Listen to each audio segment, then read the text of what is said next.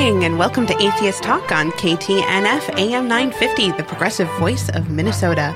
Good morning to all of you joining us locally by radio and streaming online. We appreciate you tuning in. Today is Sunday, February 10th, 2019, and I'm your host and cheese that does not stand alone, Hertzey Hertz. With me today is Farmer Dell from the podcast Evidence-Based Eating. And Steve Shives with his YouTube channel. Steve.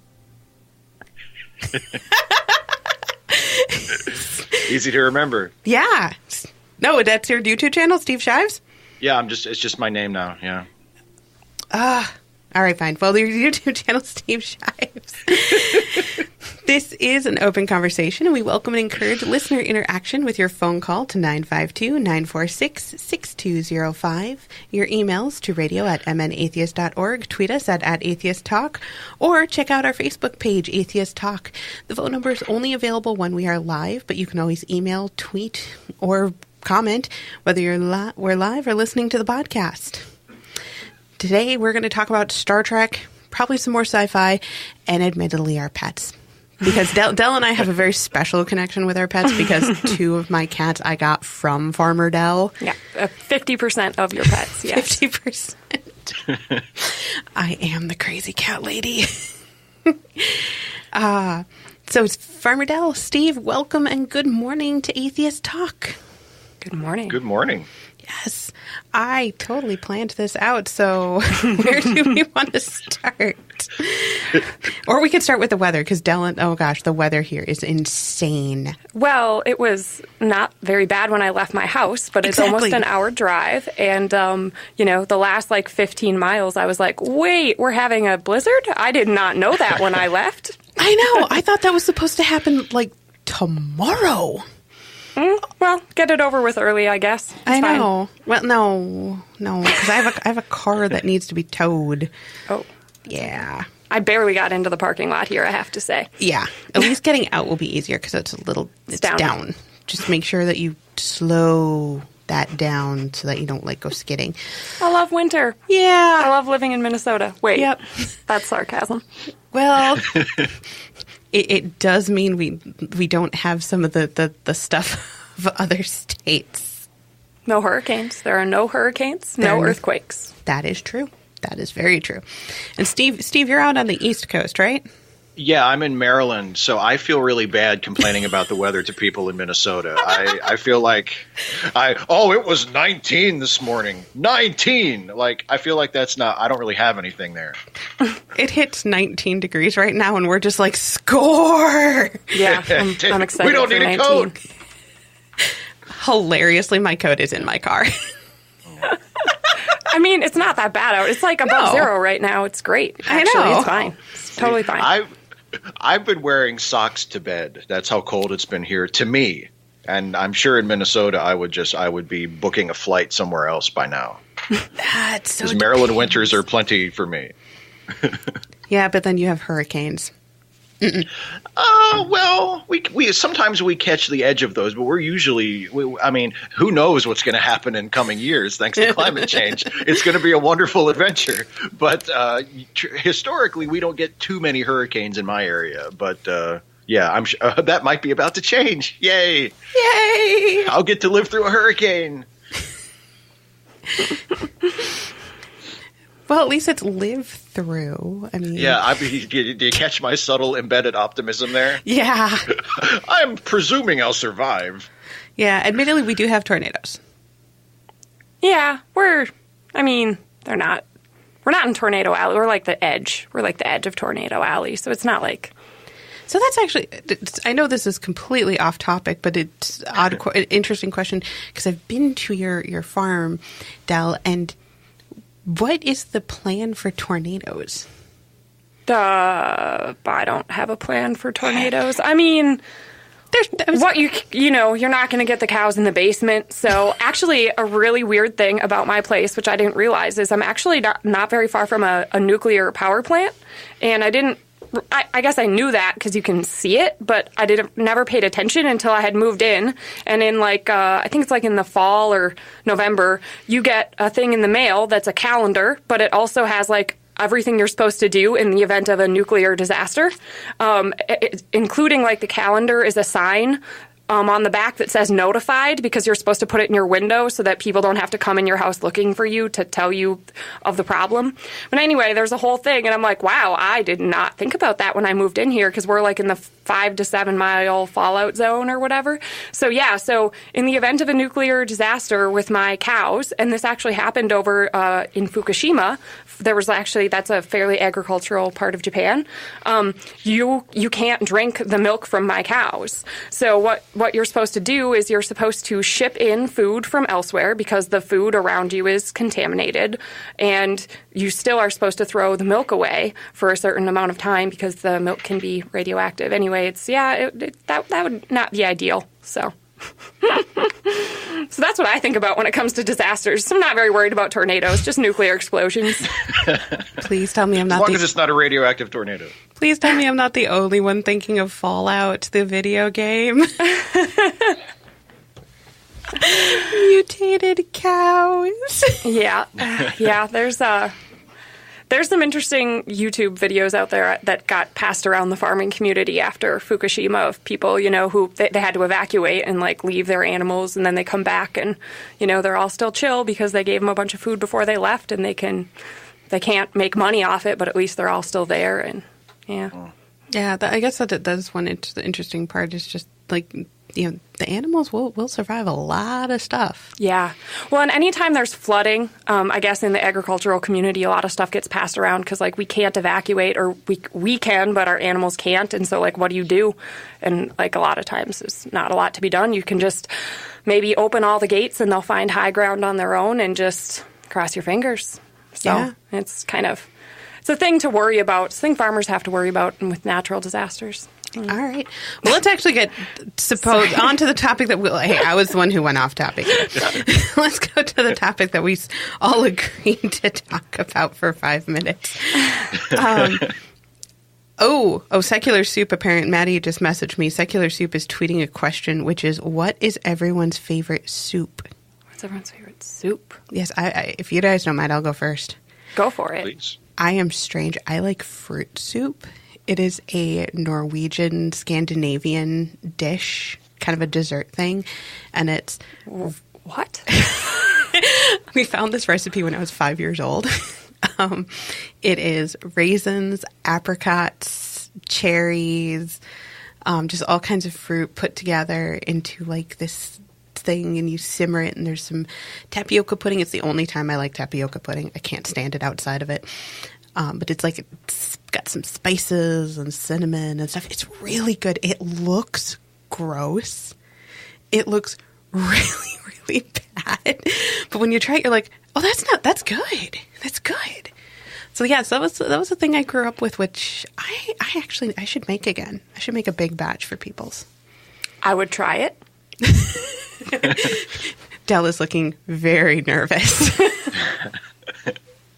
Well, Dell, what's your favorite soup? I didn't know that we were supposed to have a favorite soup. I mean, I like soups. Soup is a good thing. I don't really have a favorite. I don't know. I don't. Hey, Amy and Amy need to know. I like a lot of soups. I guess I'm pretty. I don't know. I'm not picky. I will even try your fruit soup, although I'm extremely skeptical. Everyone is.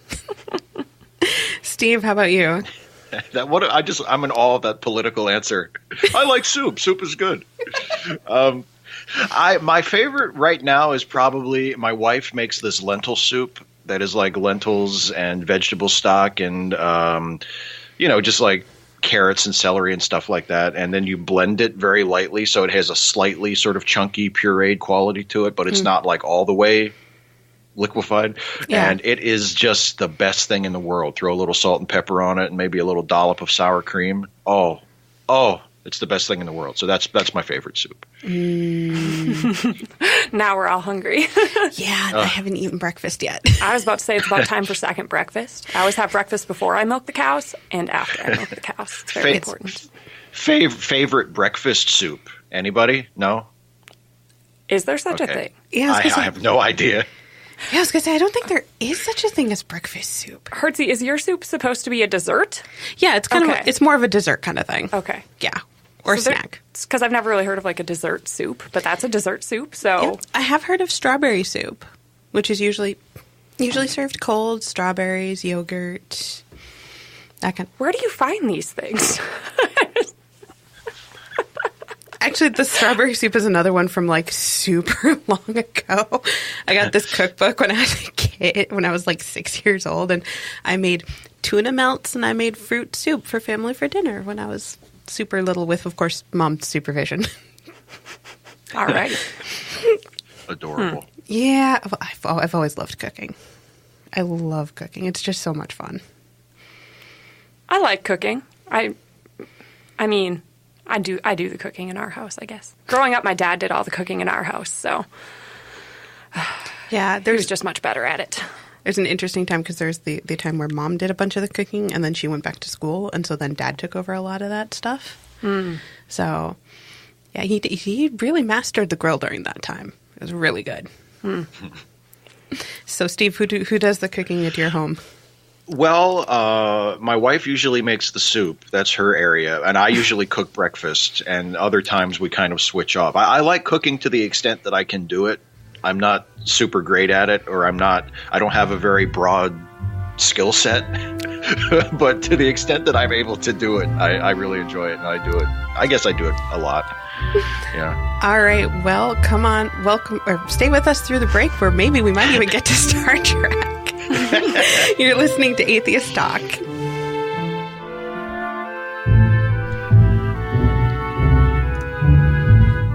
Welcome back to AM 950 KTNF, the progressive voice of Minnesota.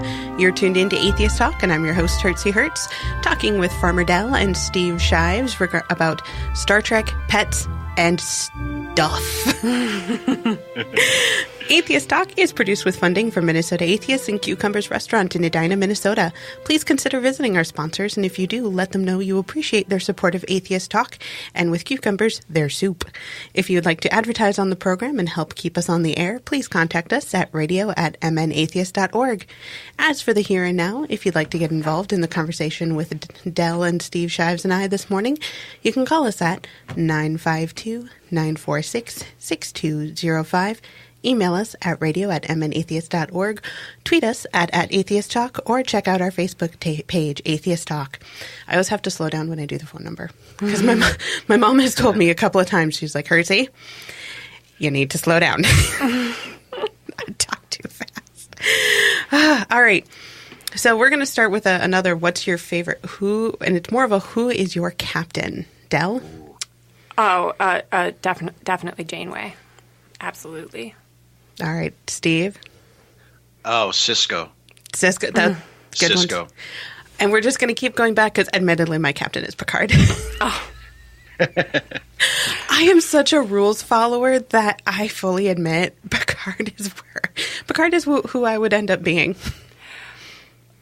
Oh, well, Picard I might is the end best up role model. being Picard, but I mean, I think he's a little mean sometimes. I dislike the constant, Geordi says, get this done in a week, and Picard says, you have 24 hours. I'm like, that's just not how stuff works. Like, you just couldn't, and then it just happens over and over, and you're like, okay, well, now you're just being a jerk. I was going to say, a lot of those times he really only had 24 hours. It's like...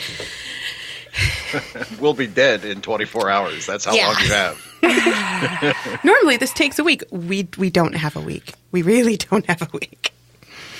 Yeah. Well, then maybe Geordi's really bad at time estimation. He just needs motivation.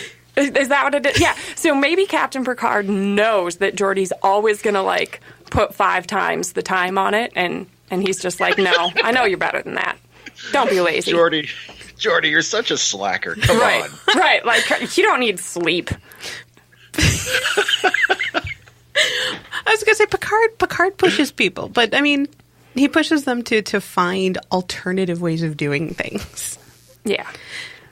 Janeway is definitely a good one because I mean, she was thrown, I think, in the I admittedly think she got thrown the worst circumstances. Yeah. And she did a really good job with it. I just feel like maybe with Picard, they're doing a little bit of that bad TV trope of like the mean boss, where they make the boss mean for no real reason to create drama. And I feel like they fall into that a little bit. Whereas Janeway, I feel like I get that like, we're all a team in this together from her a little bit more. So. Oh yeah, well, especially because she's dealing with two different crews. She's got the Maquis crew and the Federation.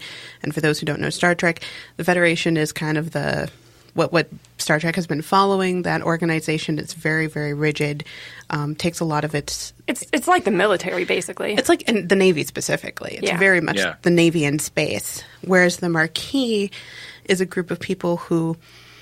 They're kind of like the rebellion in Star Wars. And they've actually committed like some serious terroristic acts. Yeah, well, which is part of the reason I say the rebellion, because the rebellion, but like you agree with them, but you don't, but you do, but you don't. I think you can understand their motivations, but their methods have been actual terrorist attacks at certain points. I don't know, Steve, you probably are a little more familiar with canon than I am, but I'm not. Well, I don't have it memorized. You've got it.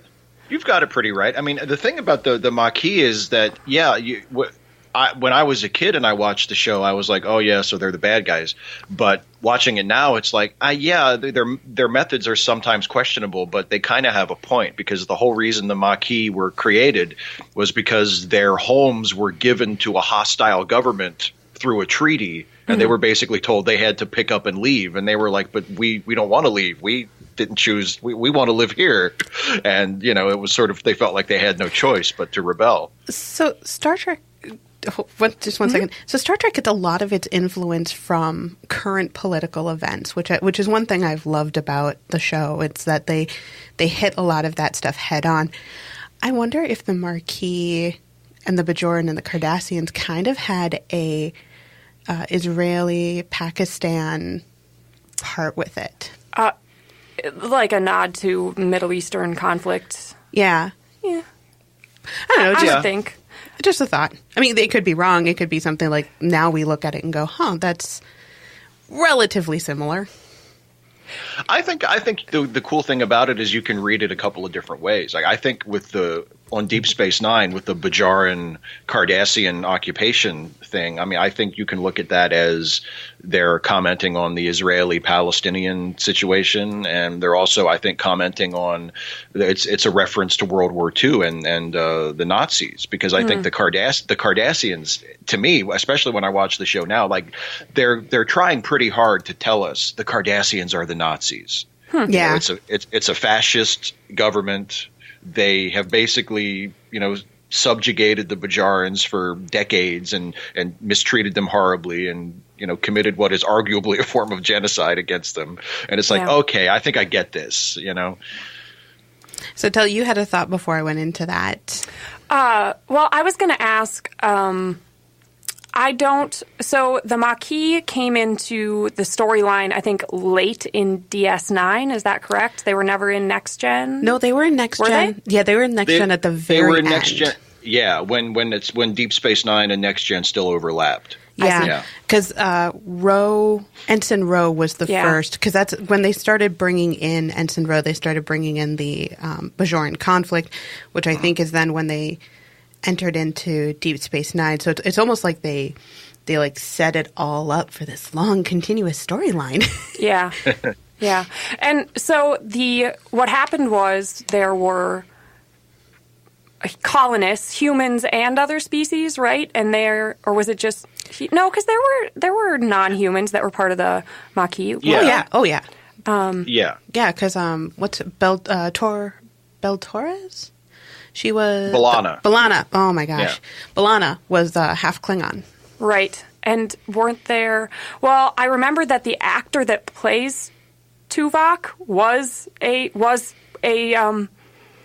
one of the DS9 episodes where they went into the mirror universe, and but I don't know that he was supposed to be a named character Tuvok, but it was him as a Vulcan, and just randomly, and I was like, wait.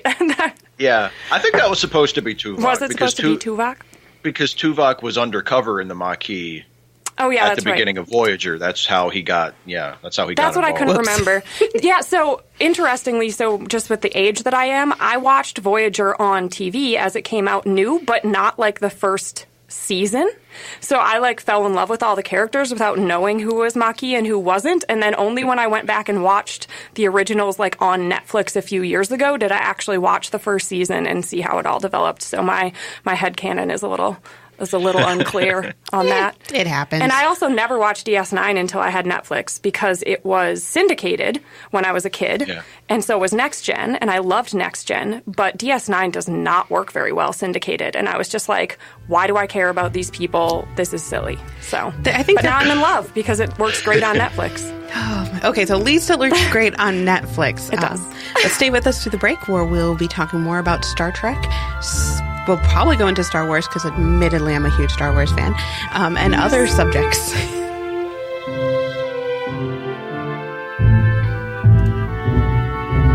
Thank you for tuning in to Atheist Talk on AM 950 KTNF. I'm your host, Hertzey Hertz, and we are having what I would classify as a wonderfully random conversation with Farmer Dell and Steve Shives.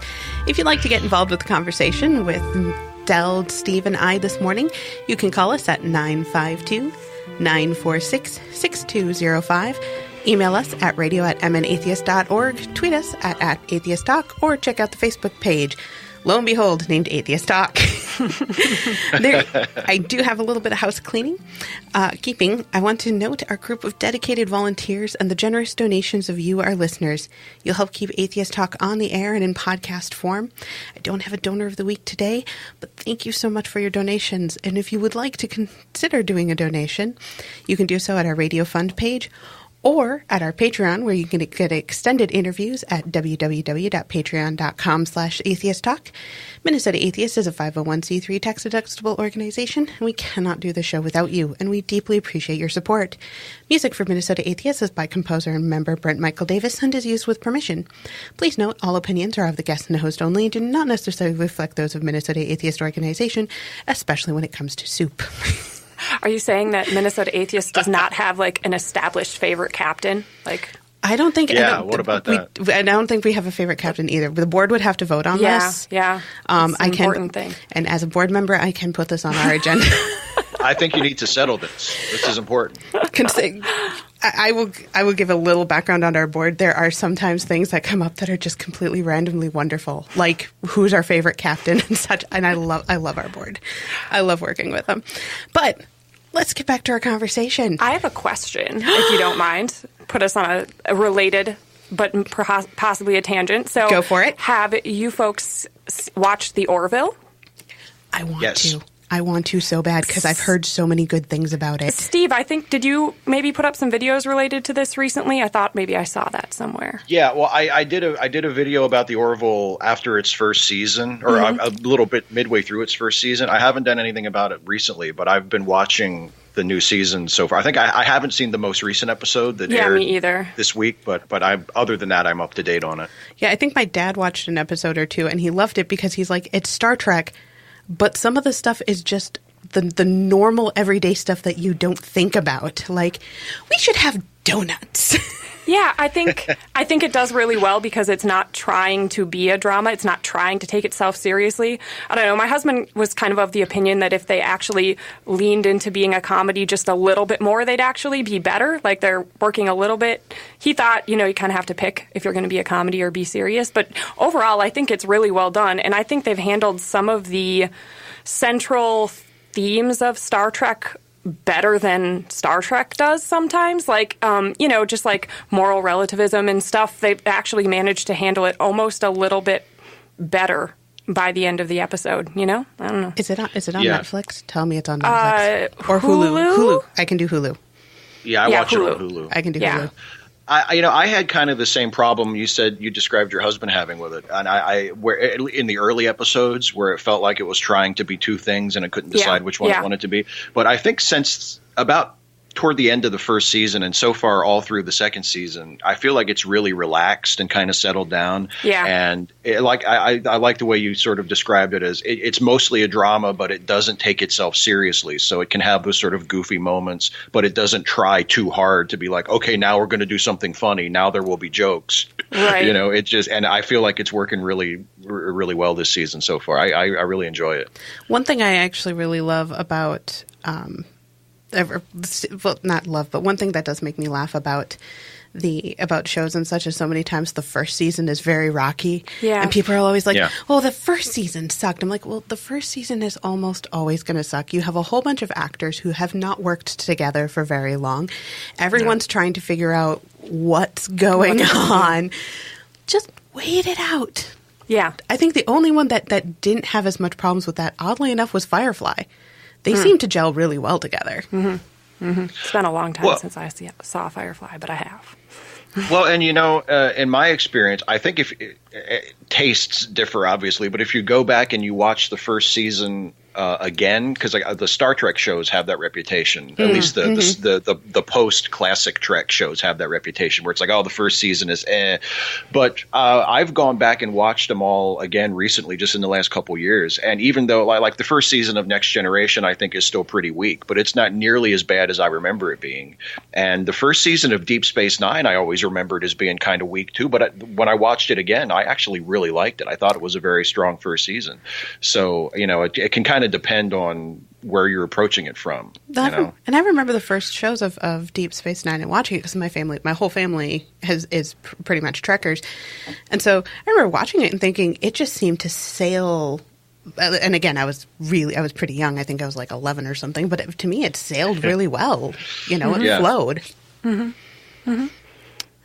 So here's a question that not everyone asks about Star Trek. Who is your favorite non-captain character?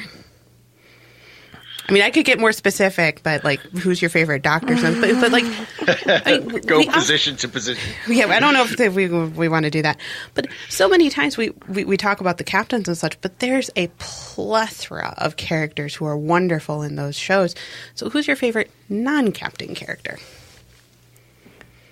Steve, you can go first. Oh boy, it's really tough. It's tough to pick because there are so many. I mean, for me personally, like I could say, oh, it's everybody else on Deep Space Nine in a tie. You know what I mean? Because like I love Odo from Deep Space Nine. I love Data. I love Jadzia Dax and Major Kira. I'll tell you who is a very strong contender from Discovery is Saru. Saru is just every time I see him, I love him more and more and more. I need to catch up on Discovery. Yeah, I was going to say, put a pin in that. We should talk about Discovery when we're done with this question. Yeah, he's fantastic. But yeah, I may take off my headphones so I don't get spoilers. Well, I haven't watched the most recent season either, so I haven't watched any of it. I won't spoil anything, I promise. Thank you, Steve. Hertzey, who's your favorite? Oh, I had one, and then he kept mentioning all these great characters. I'm like, oh, I have to admit, I think one of my favorites is Worf. Because I think he went through... He's a good character. Not only is he a good character in the sense of, like, the actor was amazing, absolutely amazing, but he was the one who had some of the best storylines of trying to work out where he is and such and who he is. I think he wasn't the greatest actor when he first started, but you got to watch him really grow into the role. Oh, yeah. Over multiple franchises, So. Well, and that's the other part. And then when he and Jadzia got together, that was just... See, I wasn't a huge fan of that. I identify really strongly with Jadzia, and it's kind of how I see my own gender from a certain stance, and I just identify with her really, really strongly. But growing up, I was saying I was kind of raised on Voyager when I was like 11, right?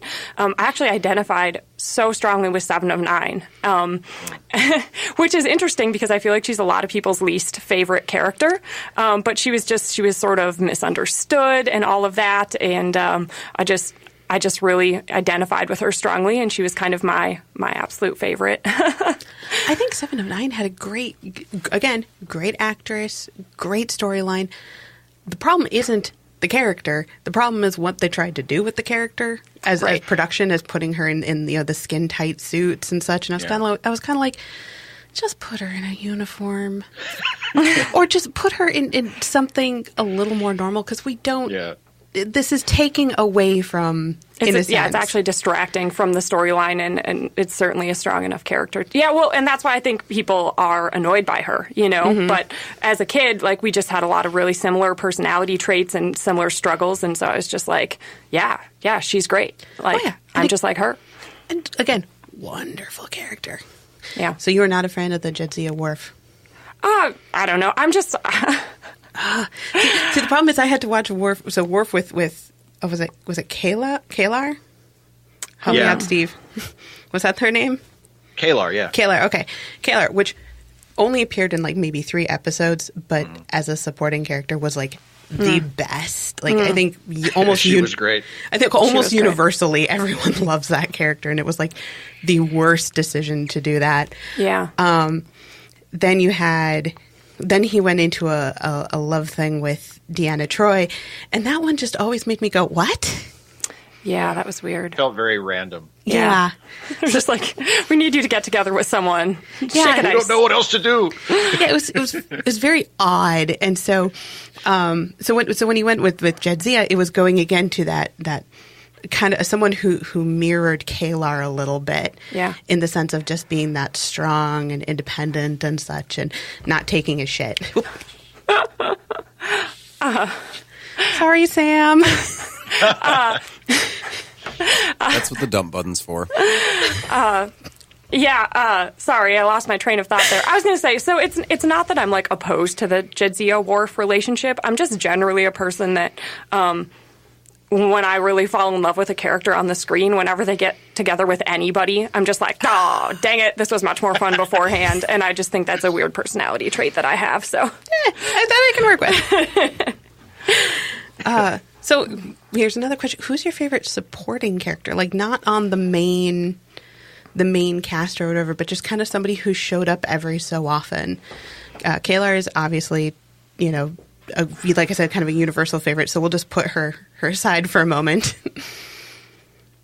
It's the most obvious answer for someone who is a next generation era Trekkie, but I kind of think I have to say Q. Oh, that's where I thought you were going. It's the most obvious answer, but it's almost every Q episode is a good episode.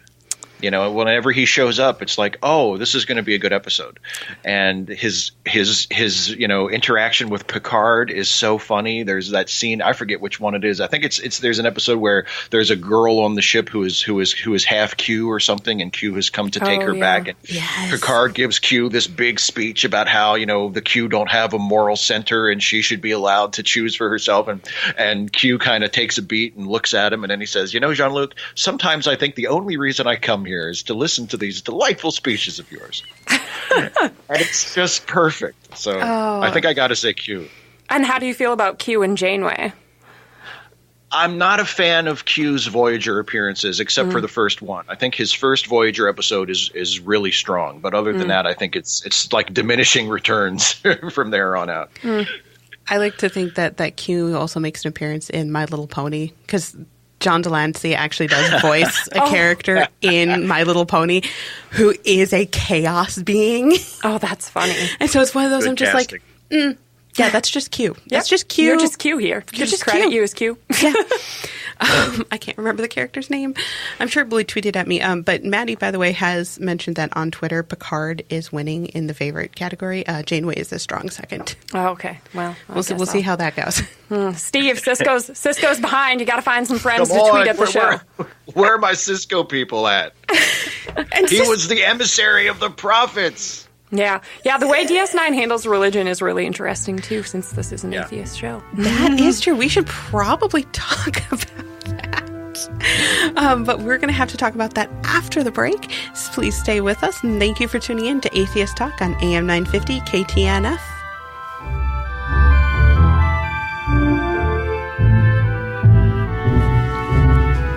Welcome back to AM 950 KTNF, the progressive voice of Minnesota.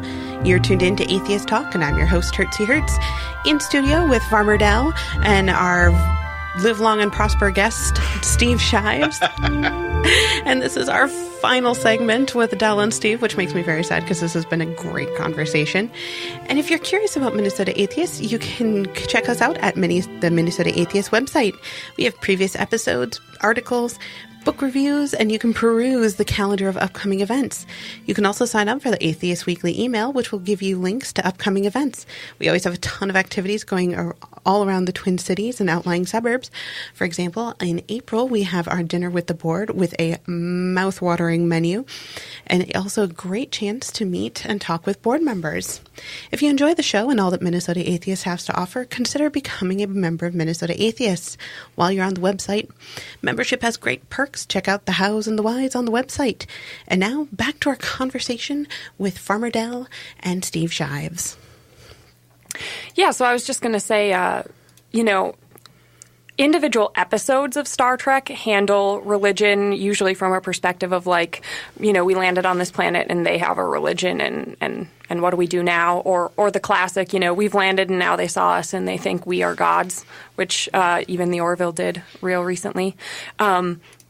But DS9 is the only one that has a whole, it's kind of permeates the whole thing of, they're near Bajor and Captain Sisko.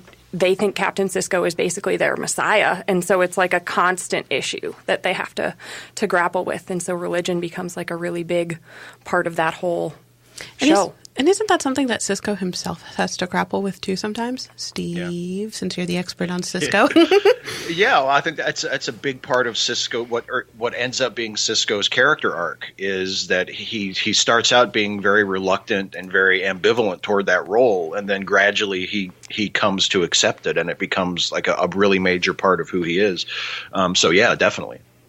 And I think it seems like the show sort of lands on a religion or their religious prophecies are sort of a metaphor for things that happen in real life. So there's nothing supernatural about it, but we can still say it's okay, sort of is where they land. Well, I was going to say, I thought in the first episode they prove that they're aliens. Yeah. Right. And so that's the thing is there's nothing supernatural. It's just aliens, but also... Or we should say beings that live in the wormhole. Yeah. It's just another... It's not... It's not supernatural. Right. But the religion is... Does that mean the religion is not true just because they're aliens and not gods? I mean, they're still doing the things in the prophecies. And so I feel like they sort of land on it's not really true, but it is metaphorically true, and therefore we can just roll with it, is sort of where they land.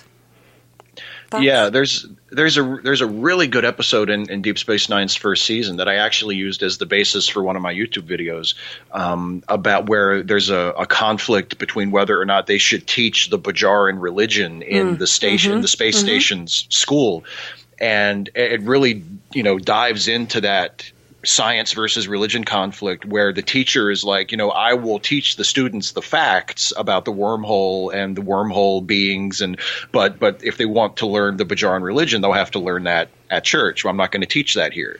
Because the teacher is a Starfleet. Well, she's not in Starfleet. Her husband's in Starfleet. But she's a human, so she's taking a very scientific... She doesn't have any exposure to the religion or cultural attachment to the religion. And then some Bajorans are very upset about that. I feel like Keiko was kind of in the Federation. She's a botanist. So I think she wasn't like a Starfleet officer, but she was. Yeah, but anyways, what I'm saying is she's not Bajoran, right? So she's not from their... She wasn't raised around their religion culturally, and she's definitely not a follower of their religion. So she's just going to teach the science because she's from the Federation side. Well, and I would... In that episode, no credit, I don't recall watching that episode. I would love to see someone in that episode, though, also being like, well, hey, I am Bajoran, and I also agree we shouldn't be teaching our religion in a classroom where there are multiple cultures.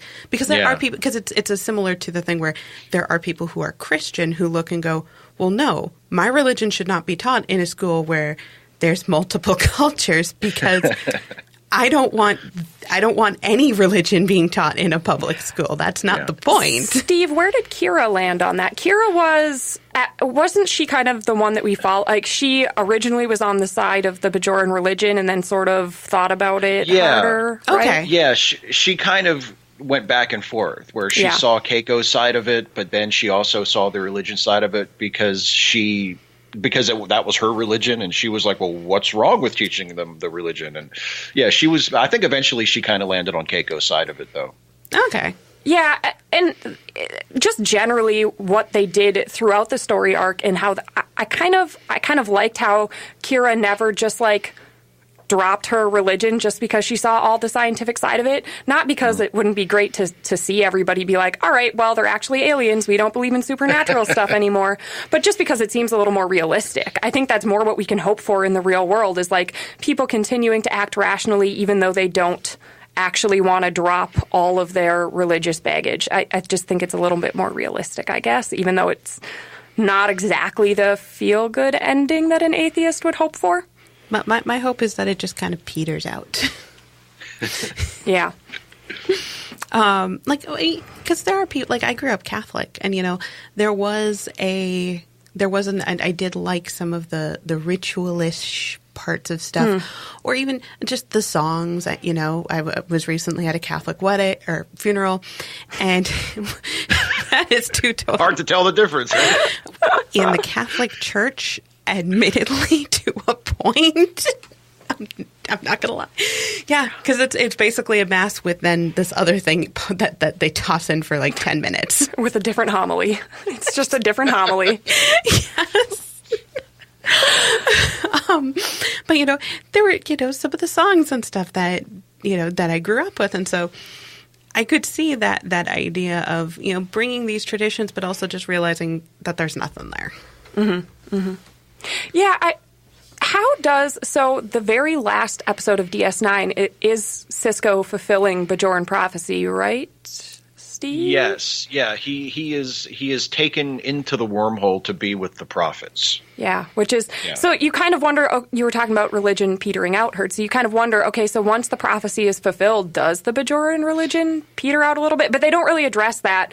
And like I said, as an atheist, I'm not sure I really liked that they just kept, that the Bajoran religion just kept being right. I'm not sure I liked it, but I do think it's Can you imagine? A little bit more realistic as how religions are going to go. They're going to find a way to find real events and put them in their boxes. You're just not going to get everybody to suddenly change their minds. Can you imagine being the prophets? Because now, if I recall correctly, the prophets don't really have a concept of time. No. So we have to add that into all of this. So without a concept of time, they have to find a way to make sure all of their prophecy stuff comes true. That sounds like a headache and a half. I'm like, this whole thing is time management. And the thing is, they don't even understand. It's not that they don't experience time. It's like they don't even understand what time is. So I'm not even sure they're capable of making sure that they. Well, I was going to say, with that, thank you for tuning into Atheist Talk. We'd love to see you again next Sunday, which should be another exciting episode. Thank you very much. Have a wonderful weekend and drive safe if you are in Minnesota, because, oh my gosh, I doubt the snow has gone down. We'll find out. Oh, yes.